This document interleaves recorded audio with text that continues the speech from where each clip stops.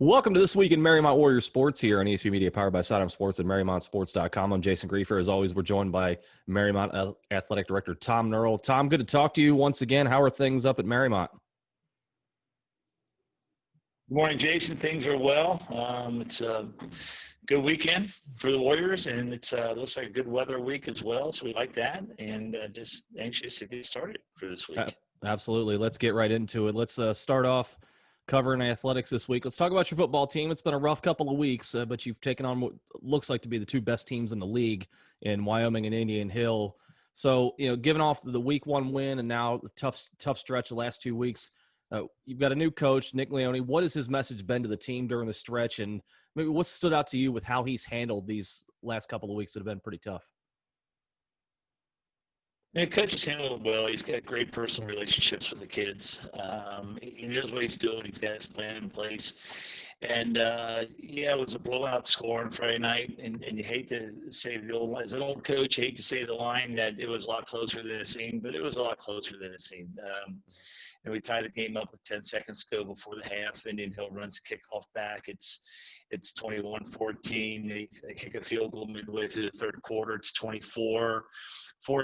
You're driving. You throw a pick, on the goal line that goes all the way the other way, 99 yards to the 1 yard line. And then the wheels just start to fall off. Another pick, another long punt return. And then all of a sudden things got out of hand. But the kids have played hard all game, much better showing than they did against Wyoming. And, fundamentally we were more sound Friday. So, yeah, the two really hard parts are out of the way to the better teams in the city there with Wyoming and Indian Hill. So looking forward to getting back to the schedule. Our first couple of road games coming up back to back with Finneytown and Reading. So just looking back to get the kids after it, and they'll bounce back and see how we approach games, but looking forward to it. A good chance to pick up a win this week. Finneytown has been struggling this year, giving up 52 points per game through the first three. So hopefully we can get back on the winning track there. Cross country was in the Mason Invite over the weekend. What stood out to you there, and what do you think the teams are going to focus on now? Now it looks like we've got a little bit of time before the next meets. You've got a little bit of law here. The Mason Invite is just a unique invite in itself. There's hail days to climb over. There's mulched mountains to run over. There's streams to wade through, and everything else. It's kind of a mixed bag as far as cross country races go. Saturday was start off with a really nice day, and then just exploded with the heat and humidity, and so that kind of caught all of our kids by surprise. So yeah, we'll train harder off this week with the Rosh Hashanah holiday, then we'll get back to the Seven Hills meet. So just a good time to take that mid-season break a little bit, maybe cut back on training, and then get their distances back up, and then get ready for the home stretch of the season. Let's move on to the golf course. Boys golf has been off to a really good start. In fact, they're in a three-way tie right now, in a three-way race, I should say, for the league title with Indian Hill and Madeira. And, oh, by the way, you've got a tri-match with those two coming up today, as a matter of fact. Going into this, both those other teams have been impressive, as well as yours as well. Have you gotten a sense maybe that the focus and intensity has picked up the last couple of weeks, knowing this tri-match was coming on the schedule? Yeah, they've been pretty much locked in. The golfers have been pretty much locked in all year. They, want to repeat the success that they've had last year. We kind of caught some people by surprise last year, not so much ourselves.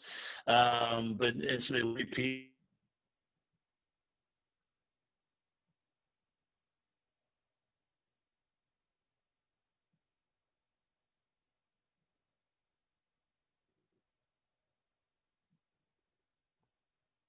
Get a little bit of revenge for that one, and then Madeira coming onto the scene. So it's going to be a good one today up at Camargo, and I know the kids are excited to get after it and play it. So it'll be a good preview for what we see next week in the league tournament. Really exciting to see what we can do. Just the guys that we have coming back that played well last year, and then with the newcomers up. It's going to be a good match today. Can't wait to see it. Absolutely, and hopefully next week we're talking about a Mariemont win there and sole possession of first place in the league. Yeah. That'd be good. Let's talk about volleyball. Kind of an up and down start thus far, but you do have some home matches coming against Reading, Deer Park, and Indian Hill coming up. So, is the team looking at this this next home stretch is a chance to try to start building some momentum as they head into the second half of the year? Yeah, they are. It's a young team. We graduated a lot. We graduated a lot of leadership last year. Just a lot of seniors, a lot of skill positions as well. So, just trying to fill those voids as well as we get through things. With Coleraine, played some spirited matches with Coleraine the other day, I should say, Saturday. Played well at times and just had some mistakes at other times. But at the end of the day, it's still a D1 program, and so it's good to compete against that. And so you get a little bit of break. You have Indian Hill and Wyoming coming out of the chute, and some very strong teams. And so nothing to say anything about the other competition because you still have to go out and play. If Anytown came in here the other night and had a really good match against us. And so the team just has to get ready and go and play and eliminate the mental mistakes, the serves into the nets, the drop balls, things like that, and just finish teams off. And coaches are staying upbeat, the players are staying upbeat. So hopefully we go on a run here, maybe pick up 2 or 3 wins, be a good midseason kick for them.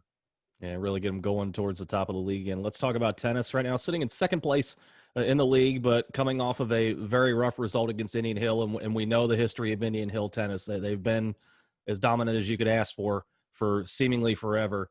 How are they working to put that behind them, knowing that they've got a really busy week ahead this week? Is it one of those that you look at as an outlier, or are they maybe is it still lingering with them a little bit?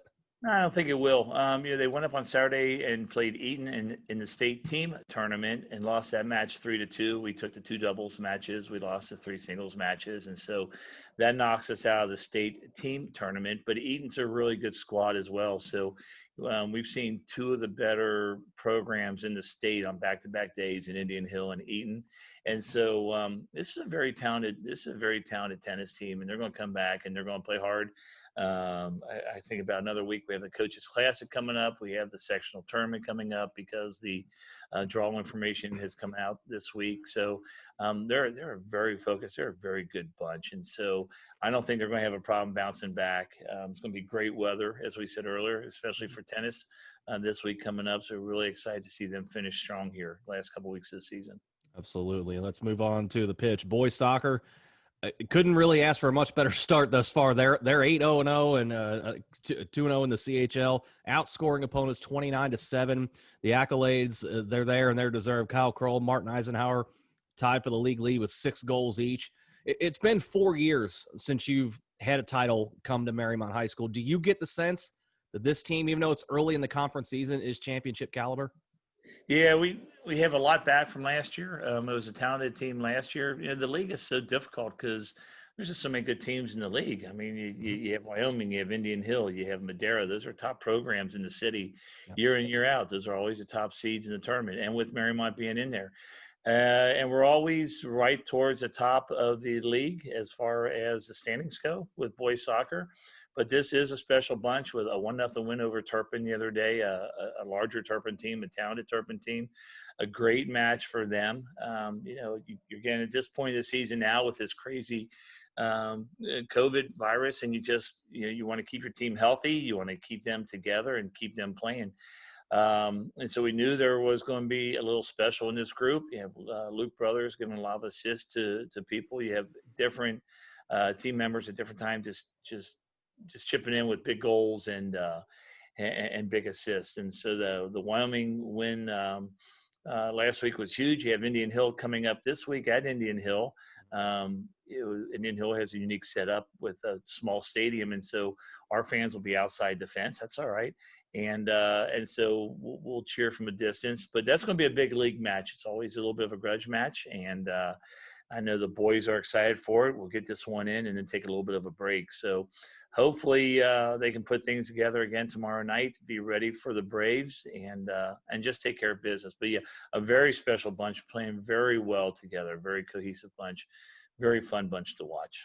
Did they get that sense as well, or in talking to the coaches and some of the players, that they themselves know that this is a special bunch, that they can go out and win the league title? I think they do. And I think they're looking league title and beyond. And so, if if you want to do well, just keep going strong and keep your focus. It's just a series of steps that we want to take along the way. You don't want to focus your goals too early in the season, Mhm. but just to keep going. We haven't faced the adversity yet. We have faced some very tough matches, so Mhm. that'll be good to see how the guys coming up. And a very exciting match tomorrow. Um, I don't know. You guys might be covering that one. I'm not sure. You had the Wyoming game last week, so hopefully we're back on the airwaves next week and people can see that. Yeah, no doubt. Let's move over to the girls' side, and they're not going to be outdone by the boys. No, Let's make no mistake about it. They're unbeaten as well, 4-0-2. But you go deeper beyond the numbers through 6 matches. They've only allowed 4 goals, and 3 of those were in the Ross match. So you do yeah, the math from there, and they get Indian Hill on Wednesday, who is also unbeaten in the league. And you look at the numbers there. Indian Hill's also only allowed 4 goals throughout the early stage of the season. How important then will offensive execution be in this match for both sides, given the fact that both teams are so good defensively? yeah. Something's got to give, and it might be that deflected kick that goes in. It might be someone rolls out something different, but the old adage is you win championships with defense, and that's never more true than we're going to see on Wednesday night here, which is also our senior night for the girls. But yeah, and that's we have our experience up front with some of our scorers, with the with Murphy and Maya and McGowan, the M&M triplets, and just really again after it that way, the back line of the defense is so strong. They're so quick. But Indian Hill is a perennial power. We know that they've got a couple state champs under their belts. They're in D2. They run the table a lot. They're physical. This is going to be the big test. And so just not getting too high during the game. All the stuff you tell your teams: don't get too high, don't get too low. Just play for the 80 minutes. It's going to be a great match to watch. Really looking forward to this one as well. And all the great matches are this week as well. So Yep. really, really hope they can string things together. They're going to be excited for it. They've been waiting for this. And like you said, only 4 goals with 3 coming in the Ross game. Yeah, something's going to give. So let's knock on wood. Maybe this is our Yeah. year. Let me go out and get them. Do you feel like this is the kind of match where if these girls don't leave the pitch with cuts and scrapes and bruises, that they didn't go hard enough out there? No, no, no, no, no, not this bunch. I mean, they hit the field and their motors are running, and they just go, and they don't have any problem putting a hip into somebody. They don't have any problem fighting for the ball, for the contested balls. They just go, Yeah. and I'm really excited because this is going to be a good one on Wednesday. So really looking forward to it and hoping the best for our girls. Lastly, before I let you go, we're in the middle of September now, and we're in the swing of things now. Everything's underway, everything's going, and everybody's done a really good job of staying safe during the pandemic that's still ongoing. How would you assess how things have gone now that the season has gotten underway, given everything that was reshuffled and moved around, and games canceled and games added? How would you assess how things are running within Mariemont Athletics right now, given everything? And things are running well. The kids have been receptive. They've been responsive to what we've asked them to do, what they've been required to do. The fans come to the game. Sometimes there's a little bit of reminder there, but this is all about the kids and this is all about the athletes. When we got back to action, and we got the okay to open the weight rooms in June, and we got the okay to start tennis and golf Mhm. at the beginning of August, and the order came down for all the other sports.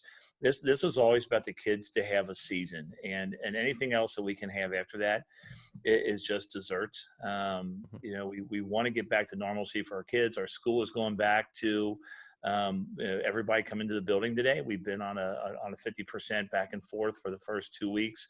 So our building's going to be full. The energy that the kids bring to the building is phenomenal, and just having them all here. But they've been doing what we've been asking. They've stayed at home and they haven't felt well. The coaches have done that as well.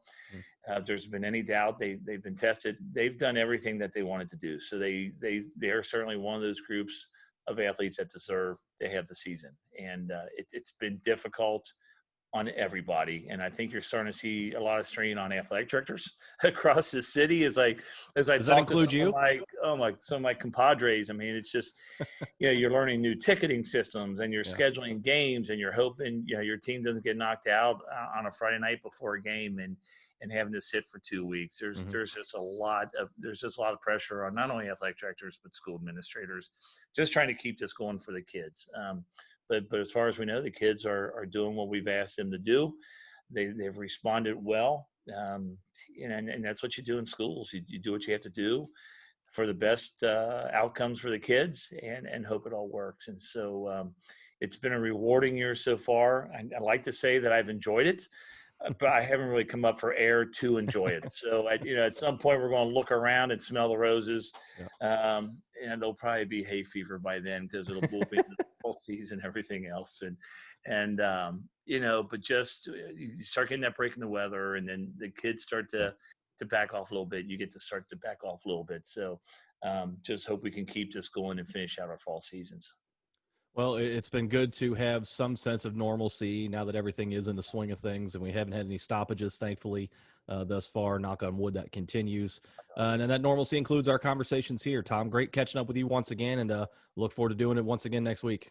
Sounds good. Thanks for stopping by. All right, that is Mariemont Athletic Director Tom Nurl joining us here at MariemontSports.com for This Week in Mariemont Warrior Sports here on ESP Media, powered by Sidearm Sports.